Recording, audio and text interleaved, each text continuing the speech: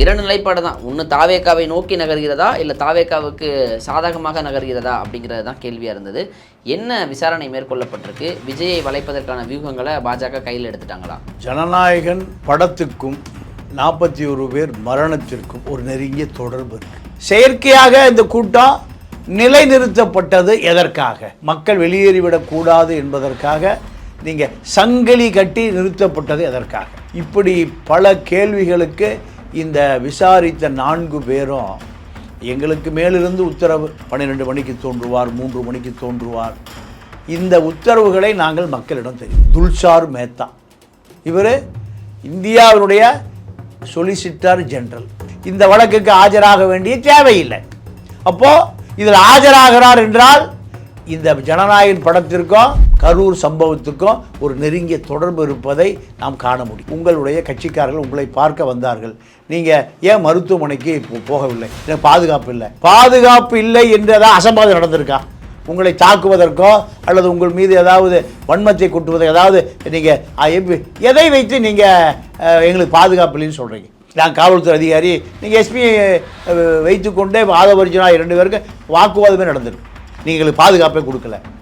பாதுகாப்பு கொடுக்காமலா நீங்களாம் தப்பி ஓடுனீங்கன்னு கேட்டிருக்கேன். டிரைவர்கிட்ட விசாரணை, அந்த செல்ஃபோனுக்குள்ள விசாரணை, வீடியோ ஆதாரங்கள் அளிக்கப்பட்டதாக சில செய்திகள் வருது. இது போன்று எதுவும் சிக்கலில் மாட்டிக்கொண்டார்களா? இல்லை, நிறைய இப்போ சிக்கலில் மாட்டியிருக்காரு. ஏன்னா இது போன்ற பிரச்சனைகள் பின்னால் வரும் என்கின்ற அடிப்படை அறிவு கூட இந்த சினிமாக்காரனுக்கு இருக்காது.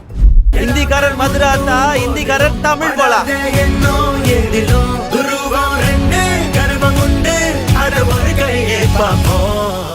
அறம்நாடு நேயர்களுக்கு அன்பு வணக்கம். இன்று நம்முடன் இருந்திருப்பவர் மூத்த பத்திரிகையாளர் தமிழா பாண்டியன் அவர்கள். ஐயா வணக்கம். வணக்கம். விஜய் அவர்களுக்கு சிபிஐ சம்மன் அனுப்பியது. சம்மனின் சார்பாக அவர் போய் கலந்துக்கிட்டார். அது அந்த நிகழ்வு மாதிரி தான். ஏன்னா செலிப்ரேட் பண்ணுறாங்க. விஜய் அவர்கள் எங்கு சென்றாலும் செலிப்ரேட் பண்ணுறாங்க. டெல்லியவே ஆதரவு விட போகிறாங்க தாவேக்காவினர். டெல்லி பார்க்காத ஒரு கூட்டத்தை பார்க்க போது அப்படிலாம் செலிப்ரேட் பண்ணிட்டு. ஆனால் நடந்ததே வேறு. போகும்போது கையசைச்சு ஜாலியாக போனார், வரும்போது வாடிய முகத்தோடு வந்தார் விஜய் அப்படிங்கிறது எல்லாரும் தெரிஞ்சது. ஸோ இந்த சிபிஐ விசாரணையில் என்னென்னலாம் பேசப்பட்டது, ஐ மீன் கேள்விகளாக கேட்கப்பட்டது. அதாவது இரண்டு நிலைப்பாடு தான். ஒன்று தாவேக்காவை நோக்கி நகர்கிறதா, இல்லை தாவேக்காவுக்கு சாதகமாக நகர்கிறதா அப்படிங்கிறது தான் கேள்வியாக இருந்தது. என்ன விசாரணை மேற்கொள்ளப்பட்டிருக்கு? விஜயை வளைப்பதற்கான வியூகங்களை பாஜக கையில் எடுத்துட்டாங்களா? இல்லை, இப்போ இந்த ஜனநாயகன் படத்துக்கும் 41 பேர் மரணத்திற்கும் ஒரு நெருங்கிய தொடர்பு இருக்குது. இந்த தொடர்பின் மூலம் பல தகவல்களை சிபிஐ விசாரித்து கொண்டு இருக்கிறது.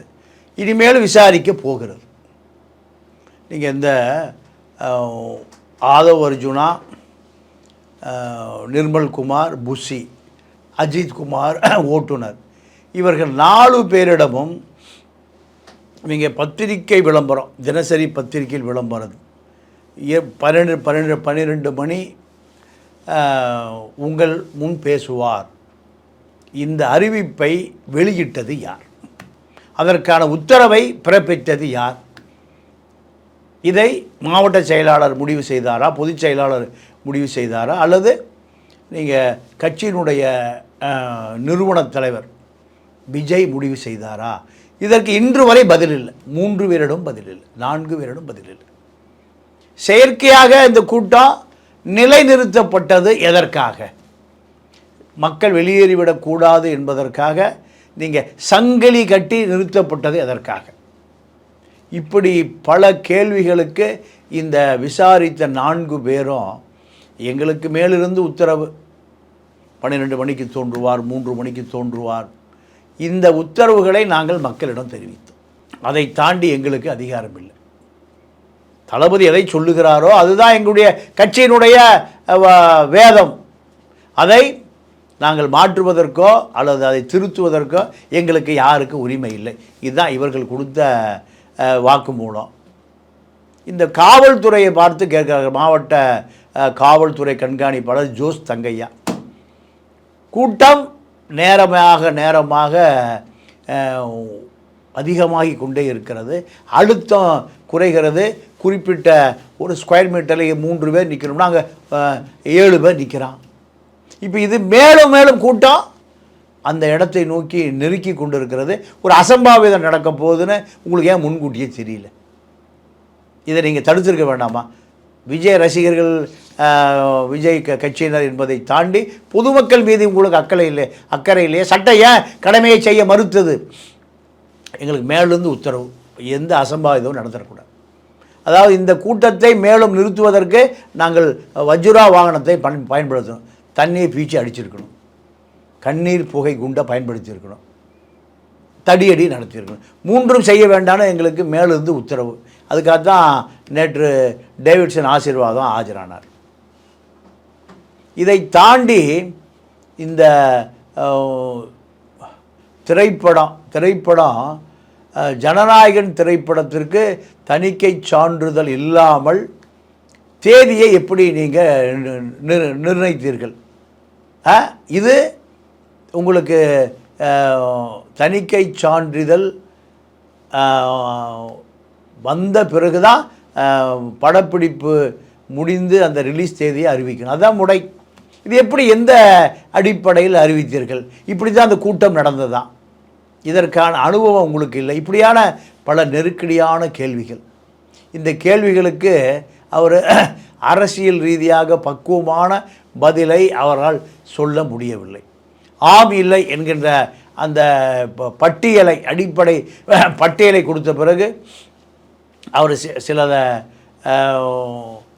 டிக் பண்ணி சிலதை ஒன்றுமே பண்ணாமல் கையெழுத்து போட்டு அப்படியே கொடுத்துருக்காரு. ஏன்னா இதுவரை அவர் காவல்துறை விசாரணைக்கு இதுவரை போனதே இல்லை, வழக்கறிஞர்கள் விசாரணை கூட போனதில்லை. இப்போ இது சிபிஐ விசாரணை. டெல்லியில் கடும் பாதுகாப்பு, 5 பேர் கூட அங்கே வரல, 5 பேர் கூட வரல. அப்போ இதெல்லாம் வைத்து பார்க்குற பொழுது நீங்கள் இந்த தணிக்கை சான்றிதழ் மேல்முறையீடுக்கு யார் வந்தான்னா துல்சார் மேத்தா. இவர் இந்தியாவினுடைய சொலிசிட்டர் ஜெனரல். இவ்வளோ பெரிய மூத்த இந்திய அரசனுடைய, மத்திய அரசுடைய சொலிசிட்டர் ஜெனரல் இந்த வழக்குக்கு ஆஜராக வேண்டிய தேவையில்லை. அப்போது இதில் ஆஜராகிறார் என்றால் இந்த ஜனநாயகன் படத்திற்கும் கரூர் சம்பவத்துக்கும் ஒரு நெருங்கிய தொடர்பு இருப்பதை நாம் காண முடிகிறது. அப்படியா? இல்லை மத்திய அரசு வீரியமாக பாஜக வந்து டைரெக்டாகவே இவ்வளோ பெரிய ஒரு நபரை அனுப்புகிறாங்க, ஒரு சாதாரண படத்துக்காக அனுப்புகிறாங்கன்னா விஜயை முடக்கிறதுக்காக செயலாக கூட இருக்கலாம்ல? இல்லை, விஜய் பாஜக முடக்கிற அளவுக்கு விஜய் இன்னொரு பாஜக அல்ல, இன்னொரு ராகுல் காந்தி அல்ல, இன்னொரு மம்தா பானர்ஜி அல்ல. அவர்களால் அப்படி கிள்ளி வீச முடியும். யாரை? விஜய் அள்ளி வீச முடியும். கருணாநிதிக்கே, மம்தா பானர்ஜிக்கே, லல்லுவுக்கே, உத்தவ் தாக்கரே, இப்படி அரவிந்த் கெஜ்ரிவால், இவர்களையே சப்தமில்லாமல் அரசியல் வாழ்க்கையை முடிக்கிற அமித்ஷாவுக்கு விஜயை ஒரு பொருட்டு இல்லைங்க, பொருட்டு அல்ல. இப்போ அந்த அளவுக்குலாம் யோசிக்க தேவையில்ல, பொருட்டு இல்லை விஜய், பொருட்டே இல்லை. விஜய் இது போன்ற நெருக்கடிகளை வாழ்நாளில் சந்தித்ததில்லை. வாழ்நாளில் இது போன்ற நெருக்கடிகளை சிபிஐ சந்தித்ததே இல்லை. கருணாநிதி பல முறை சந்தித்திருக்கிறார், பல எமர்ஜென்சிகளை சந்தித்திருக்கிறார், நெருக்கடி நிலை சந்தித்திருக்கிறார். சரி, இப்போ சிபிஐயில் கேட்கப்பட்ட, இப்போ 7 மணி நேரத்துக்கு மேலே விசாரணை போகிறது, கேட்கப்பட்ட கேள்விகள் அனைத்தும் தாவேகா தரப்பிற்கு எதிராகவே தான் அமைந்தன கேள்விகள். ஏன்னா இங்கேருந்து சிபிஐ வேண்டும் அப்படின்னு சிபிஐ கிடச்சிட்டா எல்லாம் சரியாயிரும் அப்படின்னு சொல்லிட்டு ஒரு நிலைப்பாட்டோட வாங்குறாங்க. அந்த சிபிஐயுடைய கேள்விகள் அனைத்தும் தாவேகாவிற்கு எதிராகவே இருந்ததா, அதை சமாளிக்க முடியல அப்படின்னா இன்னொரு நாள் வந்து ஆஜராக வேண்டிய சொல்லியிருக்காங்க. மேலும் என்ன விஷயங்கள்லாம் விஜயிடமிருந்து கேள்விகளாக கேட்கப்பட இருக்கிறது?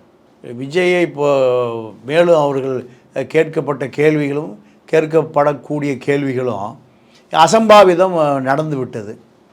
நீங்கள் அங்கிருந்து உங்களுக்கு எத்தனை நிமிடங்களில் உங்களுக்கு தெரியும்.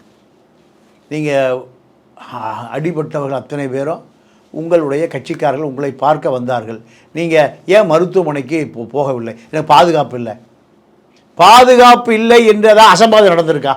உங்களை தாக்குவதற்கோ அல்லது உங்கள் மீது ஏதாவது வன்மத்தை கொட்டுவதோ, ஏதாவது நீங்கள் எதை வைத்து நீங்கள் எங்களுக்கு பாதுகாப்பு இல்லைன்னு சொல்கிறீங்க?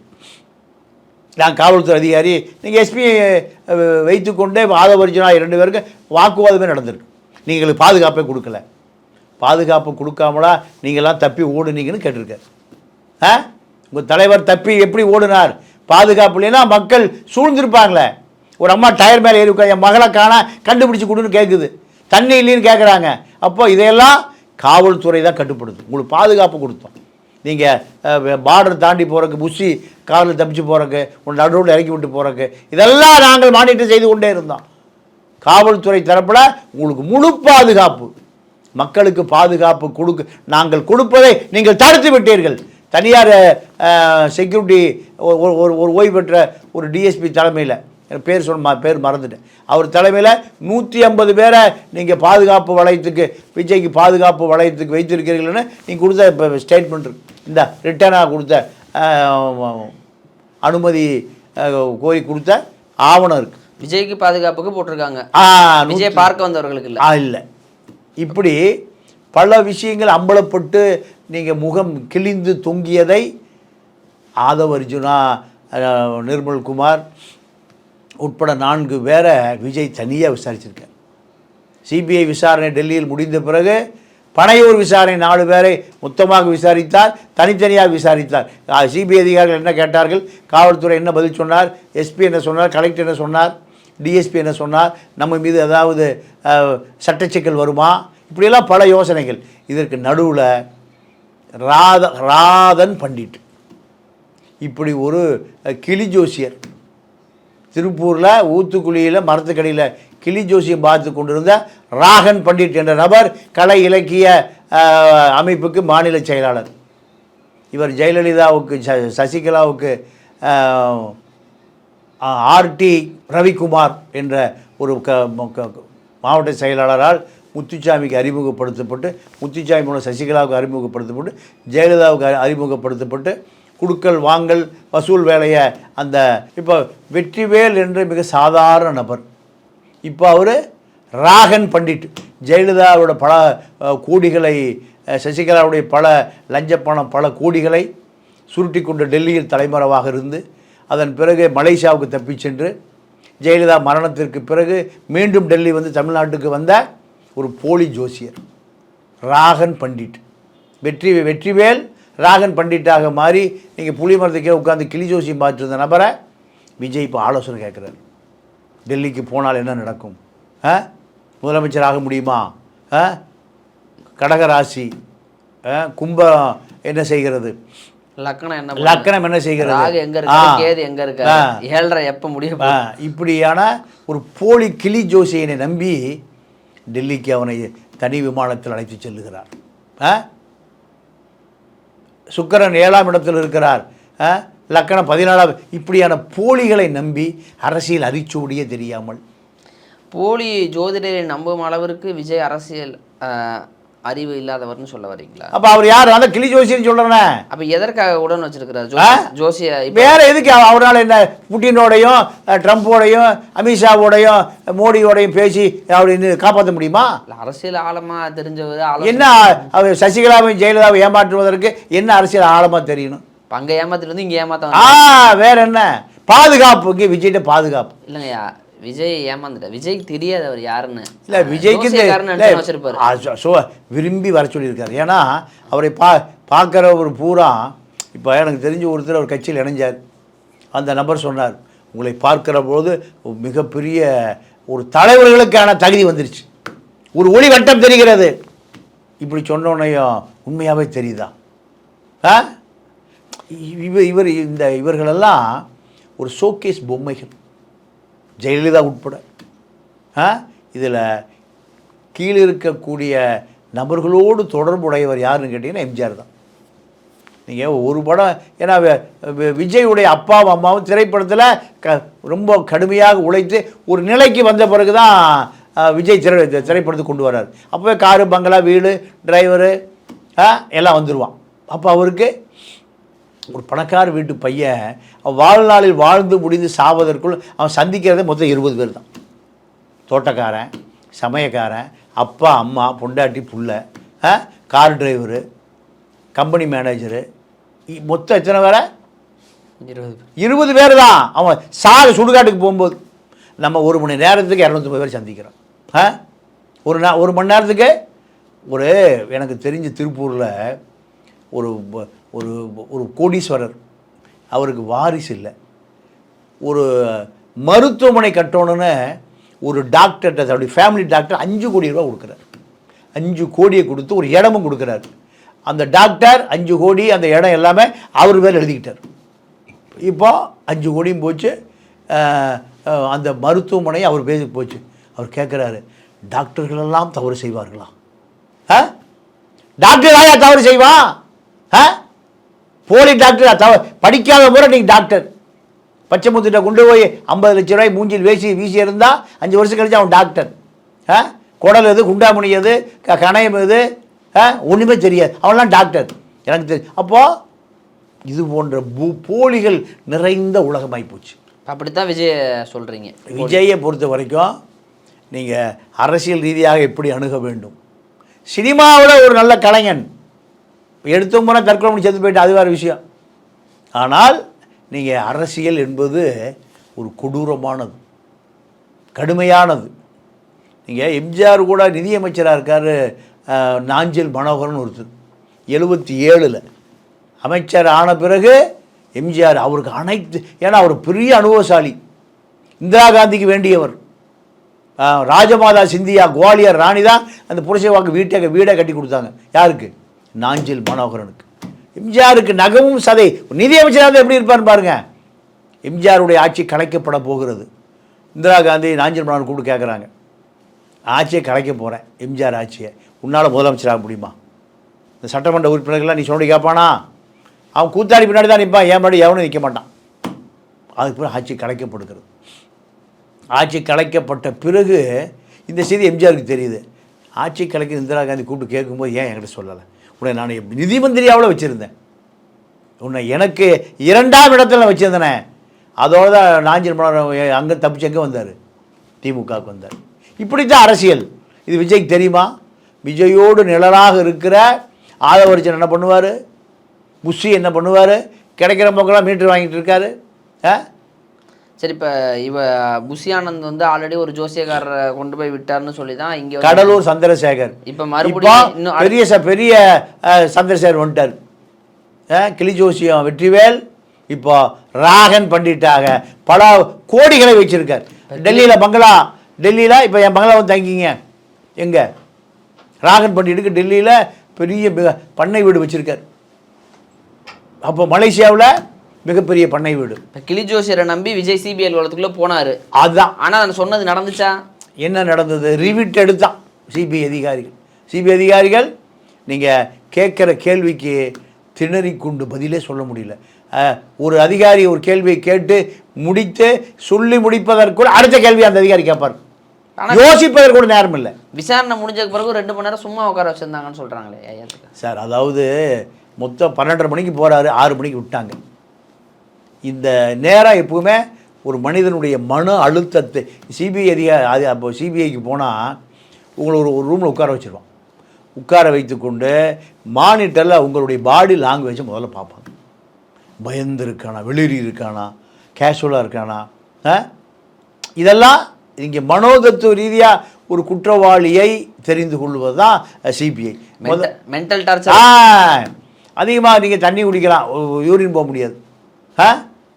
இப்படி இதுதான் நீங்கள் முதல்ல தான் அதை ஐஸ் பாலில் படுக்க வைக்கிறது, நேரக்கணக்கில் ஊசி ஊற்றுறது, அடிப்பது, உதைப்பது. இப்போல்லாம் அப்படிலாம் இல்லை. நீங்கள் எதை செய்திருக்கிறீங்கடா ஆவணம் உங்கள் முன்னாடி இருக்கும். இல்லைங்க நான் ஜெயிலுங்க, எனக்கு சம்மந்தம் இல்லை. அப்போ இது யார் செஞ்சது பாரு. மறுக்கவே முடியாது. எல்லா புலனாய்வையும் முடித்து கொண்டு எங்கே உங்களுக்கு விசாரணை கூப்பிடுவாங்க? தப்பிக்கவே முடியாது. நீங்கள் செய்த அத்தனை தவறுகளையும் ஆவணங்களாக வச்சுருப்பாங்க. இப்போ விஜய் அவர்களுடைய வண்டி, அந்த பிரச்சார வாகனத்தை ஆய்வு செஞ்சாங்க. டிரைவர்கிட்ட விசாரணை, அந்த செல்ஃபோனுக்குள்ள விசாரணை, வீடியோ ஆதாரங்கள் அளிக்கப்பட்டதாக சில செய்திகள் வருது. இது போன்று எதுவும் சிக்கலில் மாட்டிக்கொண்டார்களா? இல்லை, நிறைய இப்போ சிக்கலில் மாட்டியிருக்காரு. ஏன்னா இது போன்ற பிரச்சனைகள் பின்னால் வரும் என்கின்ற அடிப்படை அறிவு கூட இந்த சினிமாக்காரனுக்கு இருக்காது. எல்லா சினிமாக்காரனுக்கும் இருக்காது. ஆதவர்ஜனாக்கு இருக்கும்ல. ஆதவர்ஜனா சினிமாக்காரர் இல்லை. நீங்கள் ஆதவர்ஜனா பொறுத்த வரைக்கும் அவர் ஒரு லாட்ரி அதிபர். எப்படி சிபிஐ மடக்கணும் எல்லாம் தெரியும், எல்லாம் தெரியும். அவரை பொறுப்பை கொடுத்துருந்தா இப்போ விஜய், நீங்கள் நம்ம அரவிந்த் கெஜ்ரிவாலுக்கு இருந்த நண்பர்களைப் போல இப்போ அவர் அதிகமாக நம்புறது புஷி ஆனந்தையும் கிளி ஜோசியர் தான் வெற்றிவேல் என்ற ராகன் பண்டிட்டை நம்புறார். புஷி பழைய கடலூர் சந்திரசேகரை வச்சு கட்டுப்பாட்டில் வச்சுருந்தார். இப்போ ஜோசியமே இப்போ டெல்லி பண்ணை வீடு, மலேசியா பண்ணை வீடு டெவலப் ஆயிடுச்சு. சரி, இப்போ அன்று விசாரணை முடிந்து விடுச்சு வந்துட்டார். இப்போ அதற்கு பிறகு பனையூரில் விஜய் தனியாக ஒரு விசாரணையை மேற்கொண்டாரு அப்படின்னு சொல்லிட்டு சொல்கிறீங்க. இதற்கு பிறகு மீண்டும் இன்னொரு நாள் ஆஜராக சொல்லியிருக்கிறாங்க 19ஆம் தேதி. ஆமாம், இப்போ அன்றைய தினம் வந்து விஜய் அவர்களிடமிருந்து மேலும் எக்ஸ்டெண்ட் பண்ணுறதுக்கான வாய்ப்பு இருக்கா 3வது நாள், இல்லை அன்னைக்கு தான் கிளைமேக்ஸ் காட்சின்னு எடுத்துக்கிறதா? இல்லை, சிபிஐ பொறுத்த வரைக்கும் அவர்கள் எதை எதிர்பார்க்கிறார்களோ அது வரும் வரை அவங்க ஒரு முடிவு பண்ணிட்டாங்க. இந்த பதில் வேணும், அதேதான். அவர்கள் நீங்க எதிரி என்ன ஆயுதத்தை நீங்க என்ன உபயோகப்படுத்தணும்னா எதிரி முடிவு செய்யறாரு. அந்த மாதிரி இப்போ சிபிஐ வந்து நீங்க என்ன பதில் சொல்ல போறீங்கிறதுக்கு ஏற்ற மாதிரி கேள்விகளை, இப்போ அந்த கேள்விகளின் முடிவு விஜய் குற்றவாளி தாவேக்கா தரப்பிலிருந்து தவறுகள் மேற்கொள்ளப்பட்டிருக்கு, முழுக்க இந்த விபத்துக்கு தாவேக்காவும் காரணம்னு எழுத போறாங்களா, அதை நோக்கி விசாரணை நடக்க போகுதா? இல்லை, விஜய் தான் முதல் குற்றவாளி. இதன் அடிப்படையில் தான் விசாரணை இப்போ நடக்குது.